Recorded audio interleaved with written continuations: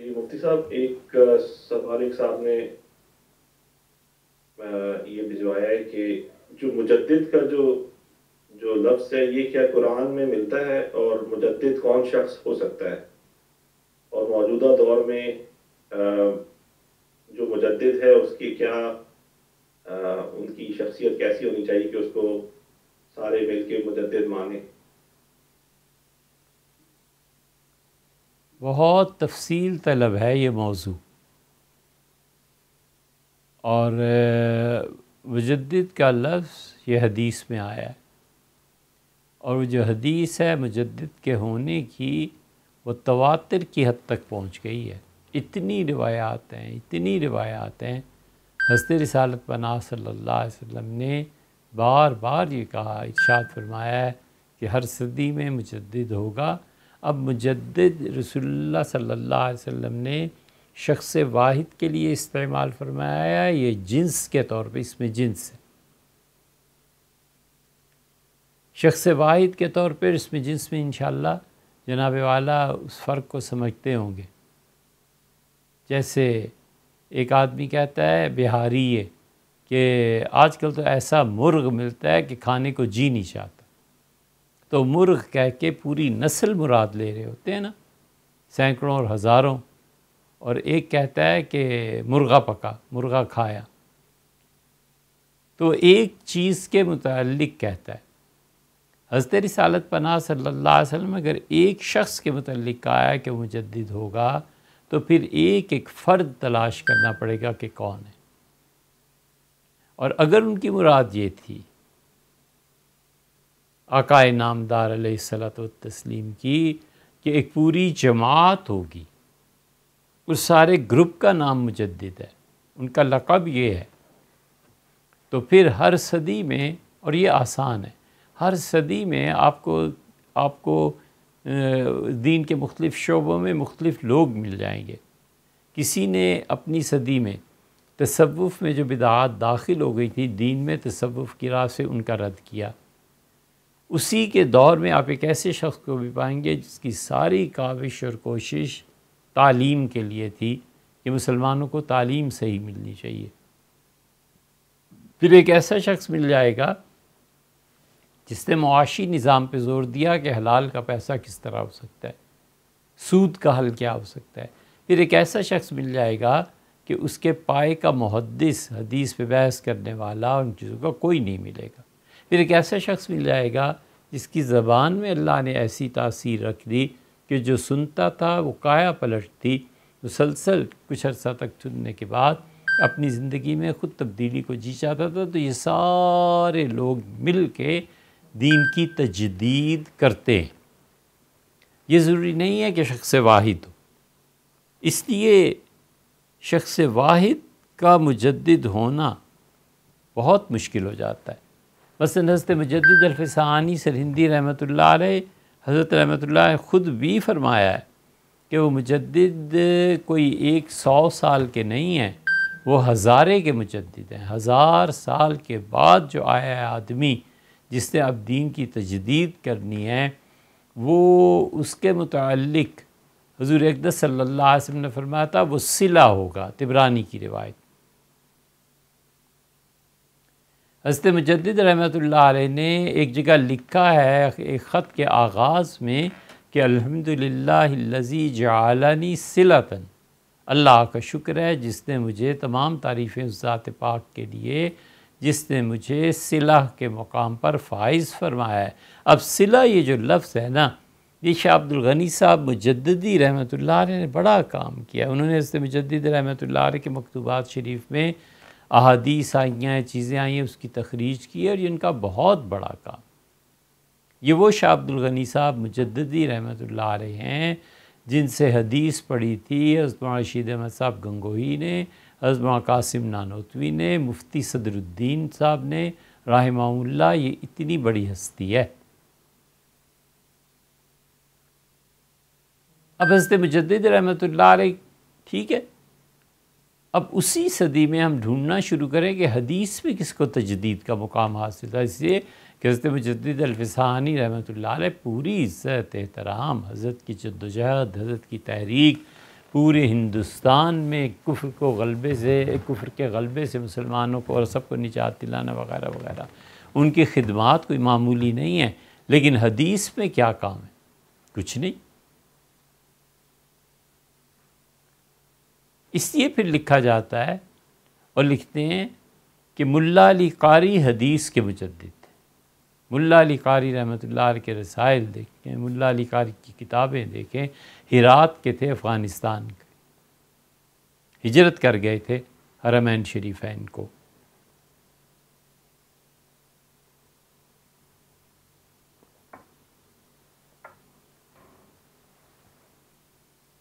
بس ایک بات عرض کرتے ہیں، اس بات تک ہی محدود رکھنا چاہیے۔ سلپ کیے ایک مرتبہ زمین پہ، ہوتا ہی ہے، ان کی ٹانگ ٹوٹ گئی تھی، بہت دشواری اٹھانی پڑی۔ ایک بزرگ تھے، انہوں نے لکھا کہ یہ جو حضور اقدس صلی اللہ علیہ وسلم کے والدین پر ایمان کی بحث کی ہے نا، اور جو کچھ نتیجہ نکالا ہے، یہ اس کی سزا دی گئی ہے دنیا میں ہی۔ یہ اللہ کی طرف سے گرفت ہے، اس موضوع کو کیوں چھیڑتے ہو؟ یہ واقعہ اس لیے عرض کیا جاتا ہے کہ یہ ان کا وتیرہ یہی تھا، اللہ تعالیٰ ان کی حکومت کو برباد کرے اور ان سے نجات دلائے مسلمانوں کو۔ یہ جتنے شاہ فہد کا دور اور عبداللہ کا دور اور فلاں کا دور، اور جو ہی ایئرپورٹ پہ اترے ایک سلپ ہاتھ میں دے دی، عقیدہ کیا ہے؟ حضور اقدس صلی اللہ علیہ وسلم کے والدین ایسے اور ایسے، وَالْعِيَاذُ بِاللَّہ۔ اب تک بھی چلتا ہے یہی۔ بھئی ضرورت تمہیں کیا پیش آ گئی ہے؟ تمہارے عقیدے کا کون سا جز ایسا بن گیا ہے کہ اگر اس کے خلاف ہو جو تم بکتے ہو تو اہل سنہ میں سے نہیں رہے گا؟ بھلا کوئی تک ہے؟ اس لیے حضرت رسالت مآب صلی اللہ علیہ وسلم کا عزت، احترام، اور ظاہر ہے مجدد کوئی معصوم تو نہیں ہو جاتا، اس کے باوجود حدیث پہ جب بحث ہوئی ہے تو انہوں نے کہا ملا علی قاری رحمۃ اللہ علیہ مجدد تھے۔ پہلی صدی کے مجدد عمر بن عبدالعزیز رحمۃ اللہ علیہ تھے۔ یہ بہت سو نے لکھا ہے، لیکن وہی بات ہے کہ یہ کہ حرف بود کاش کے صد جا نوشتائیں۔ اللہ تعالیٰ کی توفیق کبھی شامل حال ہوتی تو ہم کئی برس کی تحقیق کے بعد اس نتیجے پہ پہنچے کہ پہلی صدی کے مجدد امام ابو حنیفہ رحمۃ اللہ علیہ تھے۔ امام صاحب رحمۃ اللہ علیہ نے وہ کام کیا ہے جو پوری امت میں اور پوری دنیا کے مسلمانوں کا فائدہ اب تک ہے، اور جو امام ابو حنیفہ رحمۃ اللہ علیہ نے کام کیا ان کے معاصرین میں اس وقت کوئی نہیں کر سکا۔ دوسری صدی کا مجدد لوگ مانتے ہیں، لکھتے ہیں امام شافعی رحمۃ اللہ علیہ کو۔ ہمارا خیال یہ ہے کہ دوسری صدی کے مجدد امام طحاوی رحمۃ اللہ علیہ۔ طحاوی کی عقیدے پہ رسالہ اب تک پڑھاتے ہیں، پڑھتے ہیں، مدینہ یونیورسٹی والے بھی پڑھتے ہیں، پڑھاتے ہیں۔ یہ الگ بات ہے کہ تقریریں الگ چیز ہوتی ہے۔ تو اس طرح مختلف حضرات کی تحقیق بھی ہے، مختلف ہے۔ اور پھر حضرت شاہ ولی اللہ رحمۃ اللہ علیہ تک تو تجدید ایسے ہی تھی کہ ہر کوئی کہتا تھا حضرت مجدد رحمۃ اللہ۔ تو مجددین کا ایک گروہ مان لیا جائے بہت آسانی ہے، فرد واحد کو مان لیا جائے تو حضرت شاہ ولی اللہ رحمۃ اللہ علیہ تک بھی امت متحد رہی ہے کہ مجدد وہ تھے۔ پھر ان کے زمانے جب سیاسی مباحث شروع ہوئی ہیں، خلافت آہستہ آہستہ ختم ہونا شروع ہوئی ہے اور نیا رنگ ڈھنگ آنا شروع ہے، تو اب مراکش، الجزائر، ان لوگوں نے لوگوں کے ان کے اصل میں تو مجدد یہ تھے۔ محمد بن عبد الوہاب نجدی کو بھی مجدد مانا گیا کہ یہ تھے۔ پھر اہل تشیع نے اپنے ہاں تجدید کے لیے الگ لکھا ہے کہ یہ لوگ مجدد تھے۔ اور مجدد کا اصل راز کھلتا ہے اس کی وفات کے بھی بعد کہ اس کی تعلیمات نے تبدیلی بنیادی طور پر کیا پیدا کی۔ پھر تصوف کے مجدد، ہم سمجھتے ہیں کہ تصوف میں 7ویں صدی کے مجدد حضرت فرید الدین مسعود شکر گنج رحمۃ اللہ علیہ سلسلہ چشتیہ کے، اور سلسلہ چشتیہ کی 2 عظیم الشان شاخیں، ایک چشتی نظامی اور ایک چشتی صابری، یہ دونوں جا کے پاک پتن میں مل جاتے۔ وہ سلسلہ چشتیہ کے مجدد تھے، اور پھر جو ان کا دور چلا ہے، چشتی نظامی سلسلہ جو چلا ہے، صدیاں اس نے لپیٹ لیں، حتیٰ کہ 300-350 سال کے بعد نقشبندی آئے ہیں۔ حضرت مجدد الفسانی سرہندی رحمۃ اللہ نے خود لکھا ہے کہ یہ پاک پودا نقشبندیت کا ہم یہاں لائے، اور پھر اللہ نے اس میں برکت دی، اور وہ اتنی برکات ہوئیں اس کی، یہ مولانا غلام علی صاحب، حضرت مرزا مظہر جان جانا رحمۃ اللہ علیہ وغیرہ وغیرہ، دوست محمد قندھاری صاحب، موسیٰ زئی شریف، گندیاں وغیرہ وغیرہ، یہ سارا پھیلاؤ نقشبندیوں کا ہوا ہے۔ پھر اس کے بعد چشتی صابری اٹھے، یہ جتنے حضرت حاجی امداد اللہ صاحب رحمۃ اللہ علیہ کے خلفائے دیوبند کے لوگ، یہ سب کے سب چشتی صابری تھے۔ حضرت قاسم نانوتوی تھے، حضرت گنگوئی تھے، حاجی عابد صاحب تھے، اور جن کا بھی، حضرت شیخ الہند تھے، حضرت خلیل صاحب سہارنپوری تھے، اور دیوبند کے معتمم رفیع الدین صاحب تھے رحمہم اللہ، یہ سب کے سب جنہوں نے بھی دین کی تجدید کا کام کیا تصوف کی راہ سے، یہ سب چشتی صابری۔ ان کے بعد کون مجدد آیا؟ اب مختلف شعبے آپ دیکھیں، قرآن کریم کے شعبے میں مجدد کون تھے؟ بہت سے لوگوں کا خیال ہے کہ حضرت حسین علی صاحب رحمۃ اللہ علیہ مجدد تھے، اور انہوں نے قرآن پاک کو جس رنگ ڈھنگ سے باندھا اور جس رنگ سے انہوں نے قرآن پاک کی تشریح کی، وہ مسئلہ توحید میں جو استغراق حضرت مجدد الفسانی سرہندی رحمۃ اللہ علیہ کو حاصل تھا، اس استغراق کی کیفیت کو وہ مولانا حسین علی صاحب رحمۃ اللہ علیہ اس میں ڈوب گئے تھے، اور یہ احساس سب سے پہلے سید سلیمان ندوی رحمۃ اللہ علیہ کو، سید سلیمان ندوی رحمۃ اللہ علیہ راول پنڈی راجہ بازار میں آئے تھے، اور انہوں نے جواہر القرآن کے کچھ صفحات کو پڑھا، اور کھانا ان کے سامنے رکھا گیا، دال ماش اور ایک سوکھی روٹی۔ تو جنہوں نے رکھا تھا وہ روتے تھے، کہتے تھے پیسے ہی نہیں تھے، حضرت کو کہاں سے کھانا کھلاتے، تو جو پکا تھا بس یہی تھا۔ تو سید سلیمان ندوی رحمۃ اللہ علیہ نے حضرت کی تعریف کی کہ مولانا حسین علی صاحب رحمۃ اللہ علیہ نے قرآن کریم کو جس طرح سمجھا ہے، یہ ان کے استغراق کی کیفیت ہے، قرآن پاک وغیرہ وغیرہ جو لکھا ہوا چھپا ہوا ہے، دیکھی جا سکتی ہے کتابیں، جواہر القرآن کے آغاز میں لکھا ہے، اسے پڑھا جا سکتا ہے۔ تو اس لیے امت کے مختلف علاقوں میں ایک، اور مختلف شعبوں میں 2، اور مختلف علوم اور فنون میں، فنون ایک الگ چیز ہے، اس لیے تجدید ہوتی رہی ہے۔ اب جو وقت ہے حضرت معین الدین چشتی رحمۃ اللہ علیہ کا، تقریباً آگے پیچھے وہی دور شیخ الاسلام ابن تیمیہ رحمۃ اللہ علیہ کو بنتا ہے۔ ابن تیمیہ رحمۃ اللہ علیہ کو کون ہے جو مجدد نہ مانے گا؟ بہت سے مانتے ہیں، بہت سے انہیں معاذ اللہ استغفر اللہ کافر اور گمراہ قرار دیتے ہیں۔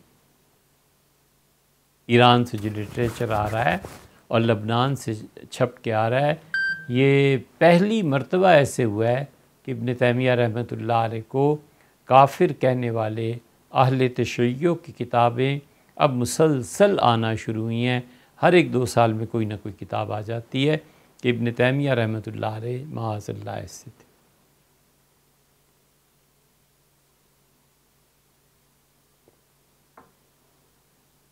اسی طرح احمد رضا خان صاحب جو ان کے متبعین ہیں، پیروکار ہیں، انہیں مانتے ہیں مجدد۔ حضرت تھانوی رحمۃ اللہ علیہ کو مجدد گنا جاتا ہے. مولانا الیاس صاحب رحمۃ اللہ علیہ کو کہا جاتا ہے کہ وہ مجدد تھے. ذرا سا اور آگے بڑھ جائیں. اب یہ جو باتیں عرض کرتے ہیں نا، یہ اس لیے نہیں ہے کہ لوگ سنیں، وقت گزر گیا. اب یہ باتیں اس لیے کرتے ہیں کہ جو کچھ اللہ تعالیٰ کی توفیق سے اور اساتذہ کی دعاؤں سے کچھ لکھا پڑا ہے نا، اسے ریکارڈ کرا جائیں بس. یہ نہیں ہے کہ اب دنیا میں کوئی سنے اور کوئی اس سے فائدہ، کچھ نہیں، اب کچھ بھی نہیں ہے اور نہ ہی اس کی تمنا رہی ہے. تو اس سے بہت سے لوگ جو سوالات بھیجتے ہیں، یہ اس لیے نہیں ہے کہ آپ سنیں اور پھر یہ اور وہ صرف اس لیے ہے کہ یہ چیزیں ریکارڈ میں آ جائیں.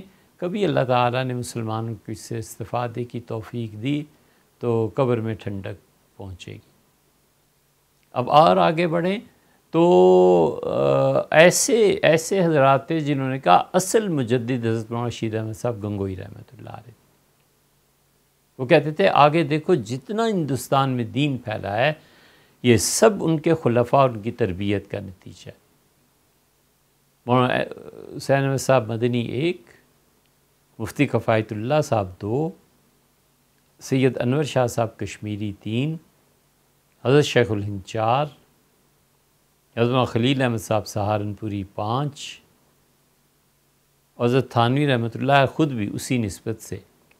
یہ 7-8 بڑی شخصیتیں، مولانا الیاس صاحب خود، یہ ساری 5-7-8 بڑی شخصیتیں رحمہم اللہ، اللہ تعالیٰ ان کی قبروں کو ٹھنڈا رکھے. یہ سب کے سب حضرت گنگوئی رحمۃ اللہ علیہ کے مرید اور ان کے خلفاء میں سے. ہمارے مشائخ کہتے تھے کہ اصل تجدید حضرت رحمۃ اللہ علیہ کی ہے. اور ہمارے مشائخ میں سے ایک بزرگ تھے، وہ تکیہ ظاہر ہے کہ رکھ کے بیٹھے ہوئے تھے، تکیہ لگا کے، تو ڈاکٹر اسرار صاحب ملنے کے لیے حاضر ہوئے. ہم پہلے سے خدمت میں حاضر تھے تو یہی بحث چل پڑی جو آج آپ نے دریافت فرمائی ہے. تو جو بیٹھے ہوئے تھے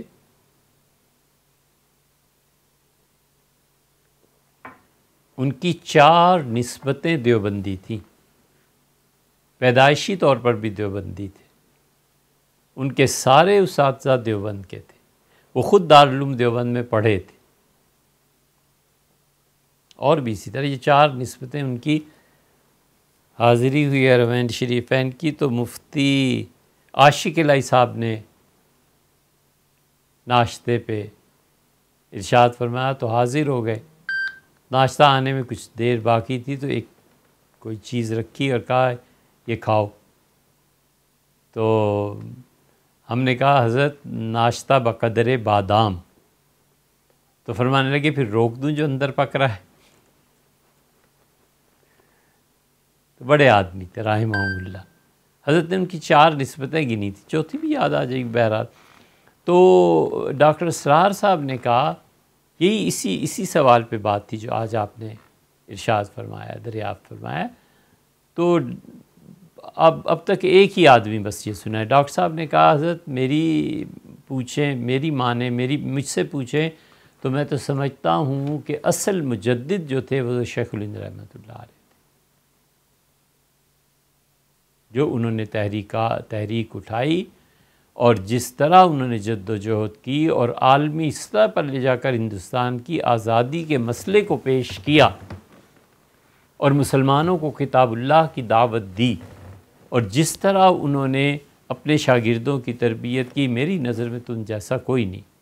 تو حقیقت یہ ہے کہ حضرت رحمۃ اللہ تکیہ چھوڑ کے بے اختیار اٹھ کے بیٹھ کے، یہ بھی اب ایک رائے ہے. یہ ایسے تو نہیں ہے نا کہ کسی کی رائے یا اس کی تحقیق کے بدلنے سے کوئی کفر اسلام حتیٰ کہ فسق و فجور کچھ بھی نہیں ہے. ایک آدمی کہتا ہے شیخ الہند رحمۃ اللہ مجدد تھے، ٹھیک ہے. ایک کہتا ہے نہیں حضرت گنگوئی رحمۃ اللہ مجدد تھے، وہ بھی ٹھیک کہتا ہے. ایک کہتا ہے ملا علی قاری اور ایک کہتا ہے حضرت مجدد وغیرہ وغیرہ رحمہم اللہ. اس لیے یہ کوئی اختلافی چیزیں نہیں ہیں. آپ اپنے اس سوال کو ایک مرتبہ خالد صاحب دہرائیے گا.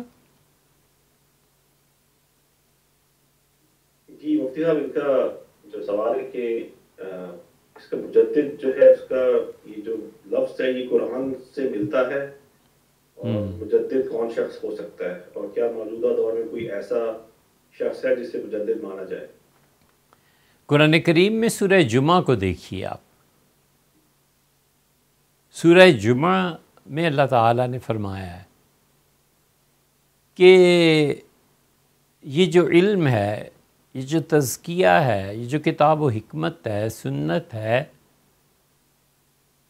حضور اقدس صلی اللہ علیہ وسلم کے بعد کچھ لوگ آئیں گے جو اب تک نہیں ملے. صحابہ کرام رضی اللہ عنہم آپ کے سامنے ہے، مفہوم اس کا یہ ہے. اور وہ نسل ہے جو اب تک آپ کی خدمت میں حاضر نہیں ہوئی. بعد زمانی ہے، ٹائم ڈیفرنس ہے. کچھ لوگ اس صحابہ کرام رضی اللہ عنہ کی جماعت کے بعد آئیں گے، اور وہ اس دین کو سمجھنے والے اور اس دین کی محنت کرنے والے ہوں گے. وہاں پر جو تشریح آئی ہے ابن کثیر وغیرہ میں دیکھ لیجئے گا، حضور اقدس صلی اللہ علیہ وسلم نے ہاتھ مارا سلمان فارسی رضی اللہ عنہ کے ران پہ، اور فرمایا وہ تمہاری نسل سے ہوں گے. نسل کا لفظ ارشاد فرمایا یا وطن کا جو بھی ہے، یہ آپ کو ابن کثیر میں مل جائے گا. اور حضرت سید القونین علیہ الصلوۃ والتسلیم نے فرمایا کہ علم اگر ثریا ستارے پر بھی چلا جائے گا نا تو وہ بھی وہاں سے کھینچ کے لے آئیں گے علم کو. یہ اسی لیے ہے کہ حضرت رسالت مآب صلی اللہ علیہ وسلم نے پیشن گوئی کی کہ ان لوگوں کا علم بہت عظیم ہوگا اور ان کی دسترس میں ہوگا. علم چاہے جتنا بھی دور ہو جائے وہ پکڑ کے کھینچ کے لے آئیں گے. اس آیت کریمہ کے تحت دیکھیے گا کہ لکھنے والوں نے لکھا ہے کہ حضور اقدس صلی اللہ علیہ وسلم یہ جو فرمانا سلمان فارسی سے کہ یہ تمہاری نسل میں سے ہوگا، تو اس کا مطلب ہے وہ فارسی نسل ہوں گے. اب اس زمانے میں ایران کہاں کہاں تھا، فارسی کہاں کہاں بولی جاتی تھی؟ افغانستان پورا ایران تھا، کابل ایران تھا، ترکمانستان آذربائیجان تک کے علاقے ایران میں شامل تھے، بر صغیر کا کچھ حصہ ایران میں تھا.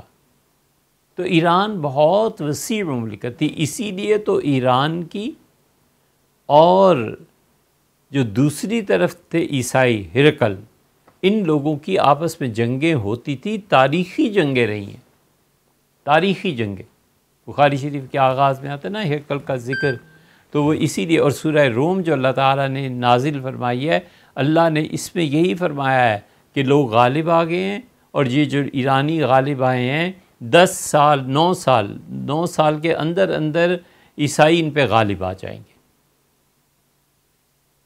تو ایران کے متعلق فارسی النسل، فارسی کے متعلق بس یہ لفظ یاد رکھ کے، فارسی النسل حضور اقدس صلی اللہ علیہ وسلم، اس میں سلمان اور سلمان فارسی رضی اللہ عنہ خود فارسی النسل تھے. تو فرمایا علم ثریا ستارے تک پہنچ گیا، یہ لوگ لے آئیں گے علم کو وہاں سے. 2 4 نہیں، 10 20 نہیں، سینکڑوں لوگوں نے لکھا ہے کہ یہ جو قرآن نے کہا ہے کہ یہ لوگ ابھی آ کے ملے نہیں آپ سے، یہ نسل آئندہ جو آئے گی، اور حضور صلی اللہ علیہ وسلم فرمایا کہ وہ نسل ایسی ہوگی کہ علم اگر ثریا، ساری بات کئی ایک نے لکھا ان کا، یہ امام ابو حنیفہ رحمۃ اللہ علیہ، کیونکہ وہ بھی فارسی النسل تھے. امام صاحب رحمۃ اللہ علیہ کا اسی لیے مورخین کہتے ہیں کہ وہ کابل میں پیدا ہوئے تھے. امام ابو حنیفہ رحمۃ اللہ علیہ کی نسل اصل میں فارسی ہے، وہاں سے ملتے ہیں. تو جو تجدید کا آپ نے کہا ہے کہ قرآن کریم میں، وہ یہاں آپ دیکھیے کہ اللہ تعالیٰ نے جن لوگوں کے لیے کہا. امام ابو حنیفہ رحمۃ اللہ علیہ، یہ نہیں ہے کہ ہم حنفی ہیں اس لیے ہم قسم کھانے کو تیار ہیں. امام ابو حنیفہ رحمۃ اللہ علیہ کے زمانے میں صحابہ کرام رضی اللہ عنہم موجود تھے، اور وہ امام ابو حنیفہ رحمۃ اللہ تو کیا، وہ پوری دنیا سے افضل اور ممتاز ان کی آنکھوں نے حضرت رسالت مآب صلی اللہ علیہ وسلم کو دیکھا تھا، حضرت رسالت پناہ صلی اللہ علیہ وسلم کی نگاہ مبارک ان پہ پڑی تھی، ان کی عظمتیں اپنی جگہ پہ، لیکن دین کی جتنی گہری سمجھ امام ابو حنیفہ رحمۃ اللہ کو تھی، ان کے معاصرین میں کوئی ایک شخص پورے عالم اسلام میں ان کے پائے کا نہیں تھا، ایک آدمی ان کے پائے کا نہیں۔ یہ ایسے ہی تو نہیں، 1500 سال سے حنفی فقہ پورے عالم اسلام میں کم سے کم بھی 40% سے زیادہ پائی جاتی ہے۔ یہ ایسے ہی تو نہیں کہ امام شافعی رحمۃ اللہ فرمایا الناس عیال فی الفقہ لابی حنیفہ، پوری دنیا میں جتنے بھی فقہا ہیں نا امت مسلمہ میں، یہ سب کے سب ابو حنیفہ کے بچے ہیں رحمہ اللہ۔ تو اس لیے قرآن کریم میں اس آیت کریمہ سے پھر تجدید کی بحث شروع ہوتی ہے، اور حدیث شریف کا تو جناب والا کی خدمت میں عرض کیا ہی ہے کہ وہ احادیث آپ دیکھیں، ابو داؤد کی روایت ہے۔ اسی لیے جب حضور صلی اللہ علیہ وسلم بتا دیا کہ یہ لوگ دین کو ثریا ستارے سے بھی گیا تو لے آئیں گے، اسی کا ایک مفہوم تجدید کا بھی نکلتا ہے نا، ہدایت کے پھیلانے کا۔ اسی لیے مرزا غلام احمد قادیانی نے اپنے آپ کو یہ ثابت کرنے کی کوشش کی ہے کہ میں بھی فارسی النسل ہوں،